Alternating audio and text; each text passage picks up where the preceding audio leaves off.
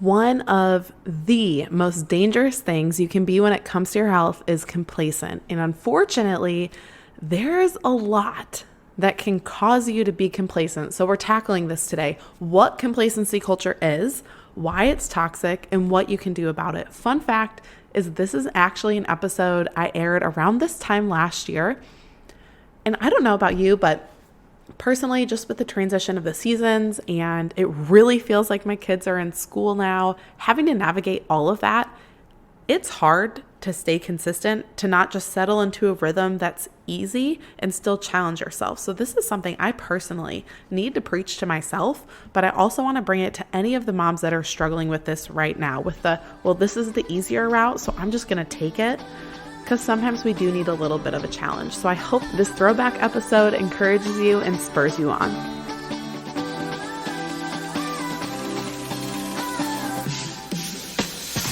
Welcome to the Tough Love Mom podcast, where you'll get the equipping and encouragement you need to do the hard things that lead to a healthy life. I'm Liz, and I'm a mom just like you. I've struggled in my journey, but I overcame by educating myself and by hearing about moms who had done hard things too. Get ready for the information you want and the motivation you need. You ready, friend? It's tough love time. What is complacency? The definition of it is self-satisfaction, especially when accompanied by unawareness of actual dangers or deficiencies. Now that's kind of like a heavy definition in my opinion. It's some big words in there. You know, we use the word danger and deficiencies and unawareness. It's like, it's kind of like a heavy definition. But in other words, if you were to define complacency a little more simply, it's apathy. It's being apathetic. And I actually talked about this a few weeks ago in a Tough Love Tip Tuesday episode. It was episode 99 if you want to go back and listen to it. But complacency, apathy, however you want to call it, it's being in a place where you just stay still. You're sitting there going, it's good enough. I think that would be the best phrase to kind of define complacency as good enough. I don't need to do this. I don't want to do that. I don't feel like it. This is good enough. I'll settle. That's kind of what comes to mind when I think of being apathetic. Again, episode 99 dives a little more into that because I think it's a nuanced topic. There's definitely some stuff that comes along with apathy that can be serious. But when it comes to complacency, it's definitely something that your mind is just going, I'll settle. I will settle. And that's dangerous. That's a dangerous place to be in. And in this definition, it talks about being accompanied by unawareness. And I think some of it is awareness too, because we kind of know when we're settling. I think we can recognize that. But again, in some, it's being pleased and feeling like you don't have to do anything about your situation. It's good enough where it is. So it might sound like, especially for moms, mom life is hard, be easy on yourself. Or, life is really hard right now. I'm just going to go easy on myself. It's all good. Or my kids are crazy and their schedules are insane. So I'll start making changes when life slows down, because I just can't right now. Or I birthed a baby, my body isn't the same, so why would I try to change? Why would I try to get healthier or get stronger? Those are just some little examples of what it might sound like, whether it's coming from outside sources or within yourself. And some examples, some like tangible examples of complacency are having a lack of investment in yourself or others. So you're not investing time or finances or whatnot in things that are good for you or good for others, like your family, whether that is healthy food, time spent exercising and moving your body, prioritizing how you spend your time. So you're not just sitting on the couch all day scrolling or watching TV, which I know you don't sit on the couch all day because you're a mom. I know you're on your feet a lot.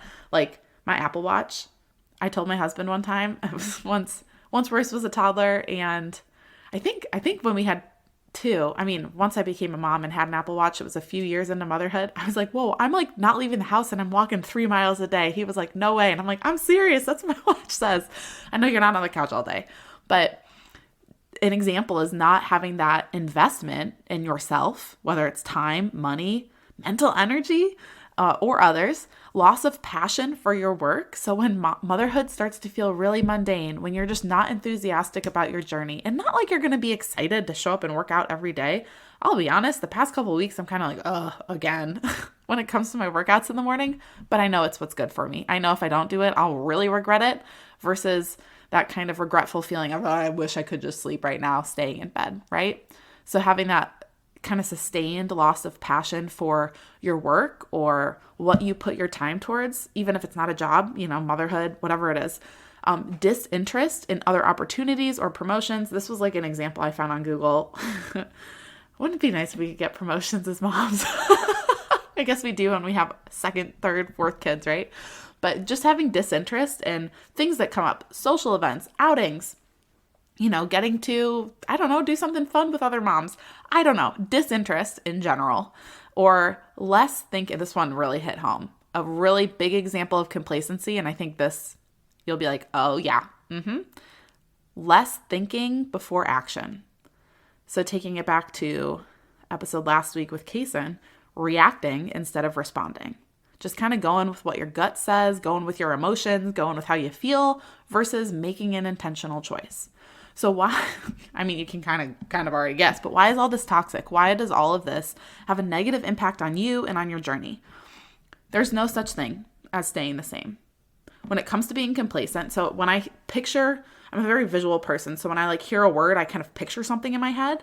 And when I hear complacency, I just picture this stillness, like you're still in one place, not moving forward or backward. But there's no such thing as that. There's no such thing as I'm just stuck in this one place. No, if you really feel stuck, you're actually regressing. You're moving backwards. We're either growing or we're dying. And I know that's drastic, but we're either moving forward or we're moving backward. There's no in between. There's no sitting still. So when you're being complacent, you're actually regressing. I consider it a drift. You just put something into a lake, there's a bit of a tide, and it's going to move with that. You don't realize it's happening. Say you go out in a canoe in the middle of a lake, I don't know why, but say you do, you stop paddling, you just sit there. You're not going to realize that you're being drifted to one side of the lake or to the middle or wherever. You're not going to realize that it's happening because it's so small. The shifts are so small, but it is. And when you feel like you're complacent and just stuck in one place, when you're actually regressing, it's ruining you. You're taking steps backwards in your journey. And when messaging out there in the world that's coming from external sources into your ears, into your eyes, makes it okay. And honestly, a lot of mom culture justifies it, justifies this complacency, justifies the struggle. And they're not wrong. It's hard, but it doesn't have to be the first thing we think of. It doesn't have to be the way we live our lives as moms. When you constantly are taking that in, it becomes what you believe to be true about your life, about your journey, about how you're supposed to show up, about how your mindset's supposed to be, that it's okay to just be this way and not have any desire to change, to progress. So it's toxic. When you start latching on to complacent messages and complacent people that are putting that out there, it's ruining you. I'm going to get off my soapbox now, but I hope you hear my conviction in that. It's out there and it is not good. It's not good for you. And you're important. But the way you show up is how your kids learn to show up when they become adults, when they become teenagers, when they can start making decisions on their own. So it's important to them too. So what can you do about it? Because I'm not going to leave you with that that heavy message of, okay, I'm convicted now. What can you do about it? What are some actual practical steps that you can take so you don't get stuck in that place of complacency? Yes. Are we going to have moments where we feel a little complacent? Are we going to have moments where it's hard, where you take a couple steps back? Yes, that's called being human. It is so normal to have a couple steps forward and a couple steps back. And maybe it's 2 steps forward, 2 steps back, 2 steps forward, 2 steps back for 3 weeks. Okay, that's life. But if you keep doing that and then you're like, oh, I'm going to justify XYZ and let it impact my journey negatively because it's fine, it's whatever. If you start doing that, letting that complacency in, it's going to be 2 steps forward, 3 steps back, 2 steps forward, 4 steps back. And that's how it happens. Again, that drift without us even noticing it. So let's go back to the examples I gave of complacency. First one, lack of investment in yourself or others. Okay, this looks like taking time for yourself. So maybe you need to cut out the scrolling for a little bit and go to bed a little earlier so you can get up a little earlier and have 10 minutes, 30 minutes, whatever, to yourself in the morning so you can move your body or just have some silence, whatever it is. Maybe it's time for yourself in the day to go for a workout, go for a walk, go for a run, move your body with your kids. On the weekends, be like, hey, I'm going to go take the afternoon to myself because I need to recharge. That's something I've had to learn how to do, communicate with my husband, because I have that need. I need those breaks. I need those times by myself where I can, simply go get groceries alone. I know people are like, that's not self-care, but it really is. It really is. So take time, invest time for yourself, and invest time in others. I think the biggest way you can do this is to be present. Put your phone down, leave it in another room. Turn the TV off, have dinner with your family. Have dinner with your family, cook dinner. Have a dinner at the table instead of buying fast food. Be present with the people in your life. These are simple ways to invest in yourself and others. And y'all, a lot of this is free. It's like, I did say invest time, money, invest your mental energy, but the most fruit comes from when you're investing your time and your mental energy in yourself and other people. The money is like, is it tertiary? Is that third? A big word. Pat myself on the back there. But invest in yourself, invest in others. Loss of passion for what you do. I want you to revisit why you're doing what you do. Whether it's, and this is like, I'm speaking in generic terms here, as a mom, if you have a job outside of the home, revisit why you're doing what you do. Why do you want to work out? Why do you want to eat healthier? Revisit that. And I know it's tacky, like find your why. Man, that kind of stuff. I feel goofy saying that, but truly revisit why you're doing this, the deep down reasons, not because you want to lose a few pounds, not because you want to be confident in your body. Why do you want to do it for your kids? Why do you want to do it for your long-term health? Why do you want to do it so you can be around to see your great grandkids, God willing? That will reinvigorate a lot of passion for doing what you want to do. And passion doesn't look like excitement all the time. Passion looks like conviction. Passion looks like, I don't feel like doing this right now, but I'm going to follow through anyways. We get that confused all the time, that passion is supposed to be this enthusiasm and this excitement and this joy and this energy around doing what we want to do, when ultimately passion means you're convicted, you're committed. You are going to follow through no matter what. Think of a passionate athlete. They have like fire in their eyes, daggers. They're going to do whatever it takes to win. I want you to be passionate about what you do, not because it brings you joy all the time, but because you have a conviction about you to follow through. So revisit why you're doing what you do. That will bring up that conviction, that passion. If you find yourself having disinterest in other opportunities, whether that means like going out with some other moms or changing up your routine, I don't know, just things that would bring more variety and spice to your life, get yourself out of your comfort zone and just do it. You have to just rip off the Band-Aid and do those things sometimes. Get out of your comfort zone and those things become a little bit easier.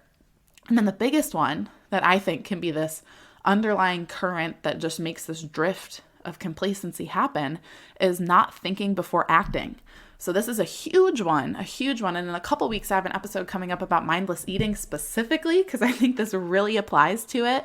But in all things, whether it's when your alarm goes off in the morning, or you've got a couple things on your to-do list you keep putting off and you just need to do them, or if it's around food and you're doing less thinking before acting, you're reacting instead of responding, I want you to breathe, literally. Like stop yourself and take a breath.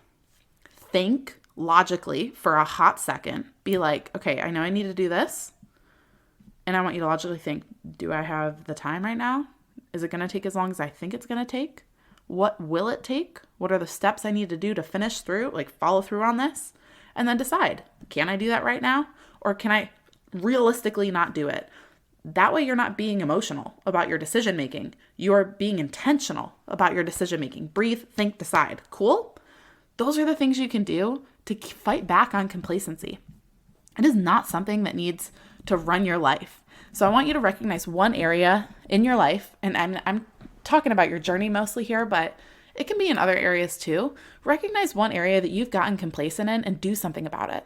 Do something about it. Maybe you need to start doing the breathe, think, decide, being more intentional instead of reactive. Maybe you need to get out of your comfort zone. Maybe you need to look at your time and how you're spending it, or your mental energy, and reprioritize so you can invest more in yourself and in others. Or maybe you need to revisit why you're doing what you do. and reinvigorate that passion and conviction, whatever it is, or all four. Don't overload yourself though. Don't be go big or go home. Just pick one and do something about it. Follow through. Make a slight change. It's in those small, slight changes that you make a big difference over time. Okay? In starting point sessions, we go over a lot of this because, again, complacency can become pervasive without you even realizing it. And the way starting point sessions are structured, we do deal with a lot of the, okay, what are realistically your circumstances right now? What is the change you want to make? And how can we intentionally and logistically and realistically change one area so it can be this waterfall effect? It can start impacting other areas of your journey and making change in those other areas easier because you started with one starting point and you got consistent with it and you got disciplined. Starting point sessions fight back on all these things that complacency can cause by simply picking one thing at a time, getting accountability from me, and following through. So go book yours at thetoughlovemom.com. I want you to fight back on complacency every day because it's not just about us. It's about our kids, and it's about our kids' kids, and the ones after that, because we are the ones setting the stage, setting the foundation for future generations in our health. So let's do something about it, okay? Go get after it. Before you go, thank you for spending this time with me on the Tough Love Mom podcast. If this episode encouraged you in any way, the number one way you can thank me is to leave a review letting me know how the show has impacted you. Then send this episode to another mom friend, or take a screenshot, post it on social media, and tag me so I can personally thank you for helping me on this journey to impact thousands of moms. I'm so grateful to be on this journey with you, sister. Until next time, get after it.